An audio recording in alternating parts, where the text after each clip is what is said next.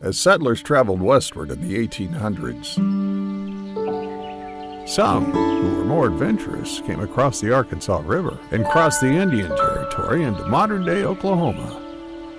Attracted by the lush, rich land surrounding the river, lined with pecan trees and filled with wild game, these weary settlers found an end to their search for a place to raise their families in a community called Posey on Posey Creek, which later would become the town of Bixby in 1902.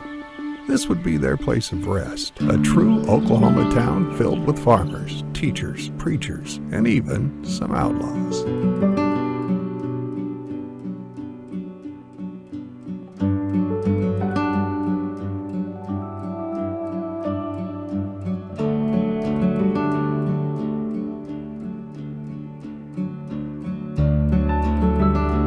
By 1904, the railroad finally crossed Oklahoma with routes through Bixby. It brought sweeping changes to this sleepy little town. Bixby became a place of commerce and community, an oasis on the plains.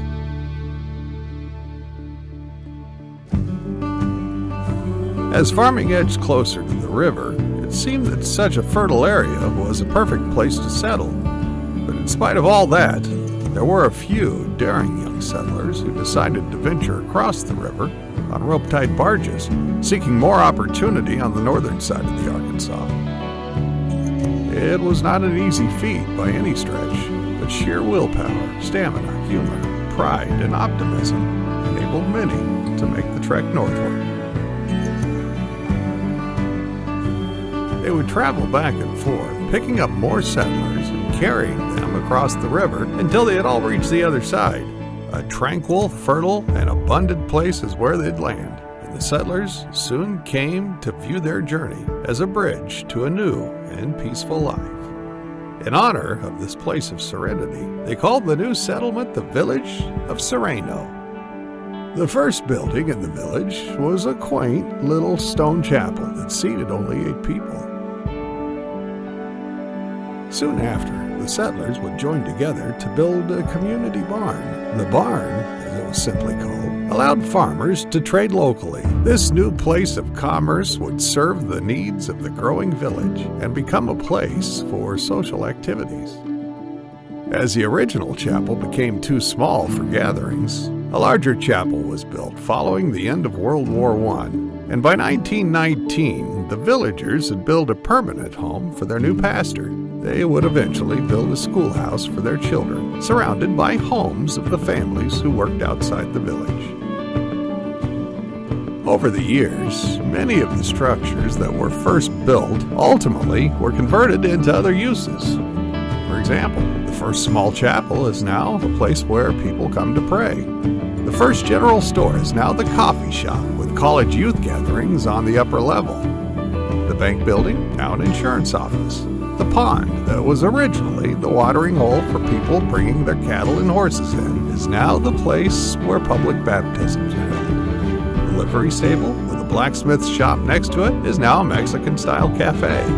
The schoolhouse is now a housing complex, and the banks of the pond now serve as an amphitheater for concerts and other events throughout the year.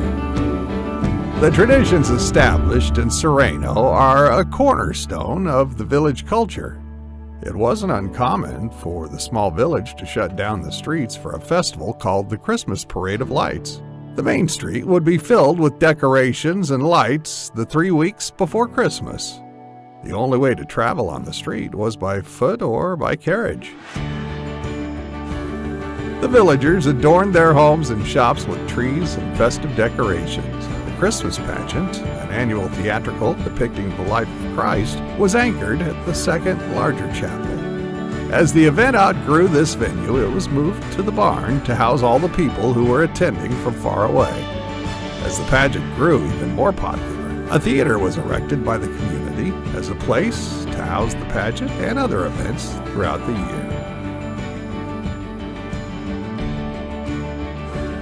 Following the end of World War I, in celebration of the return of our boys fighting overseas, the village began an annual festival that included the people joining together in the village square to share in a time of faith and family. This freedom celebration became a summer tradition, and to this day, villagers still honor the sacrifice and service of patriots and their families, rooted by their faith and trust in God that helped shape our nation.